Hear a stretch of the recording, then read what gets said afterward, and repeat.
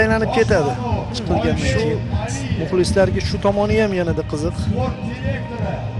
Barcha ishtirokchilar chaqirilyapti. Neftchi klubi vakillari, o'sha kadr ortida xizmat qilgan insonlar ham bugun katta sahnaga chiqyapti. Ular orasida o'sha tibbiyot xodimlari, matbuot xodimlari, barchaning xatti-harakatlari evaziga chempionlikka erishildi. Biz aytib o'tdik-ku, sharh mobaynida kadr ortida harakat qilgan operatorlarga minnatdorchilik bildirdik. Xuddi mana shunday bugun Neftchi ham barcha xodimlarga rahmat. Shu stadionga qaraydigan insonlargacha taqdirlanadi. Juda go'zal manzaralar. Ravshan Ermatov, Xayrullo Namozorov. Bu bugungi kun futbolining ramzi desak bo'ladi. Ya'ni Superligamiz deyilganda albatta Diyor Imomxo'jayevni ham qo'shamiz. U ham safda turibdi, mana juda katta ish qilyapti.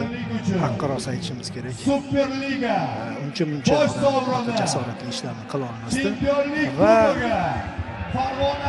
aynan mana shu shaxs kubokni Neftchi futbolchilariga olib borishyapti va Neftchi mamlakatini bayram nishonlamoqda. Salyutni katta buyog'i.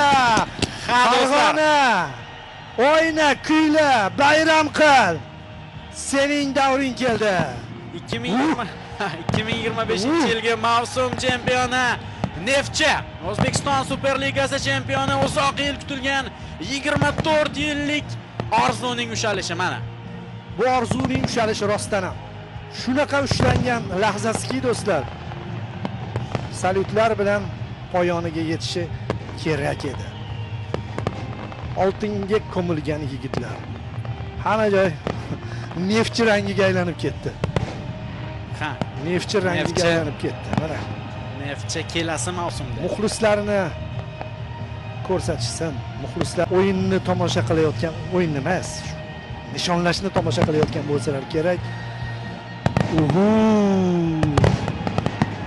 Do'stlar, Neftchi 2025-yilgi mavsum O'zbekiston Superligasi chempioni bo'lganini mana shunday nishonlayapti. Mana o'sha muxlislarning qalblaridagi bu orzularga qiyoslanayotgan salyutlar. Boshqa klublarga ham, haligi chempionlik uchun kurashadigan klublarga ham qanaqadir motivatsiya. Yut mavsumni va mana shunaqa nishonli. Xuddi shunday. Keyingi yillarga katta motivatsiya beradigan nishonlov bo'lyapti. Va kelasi mavsumda eng yaxshi salyut degan nominatsiya e'lon qilish kerakmi? O'sha nominatsiyani ham berishsin. Salyut bo'lyapti.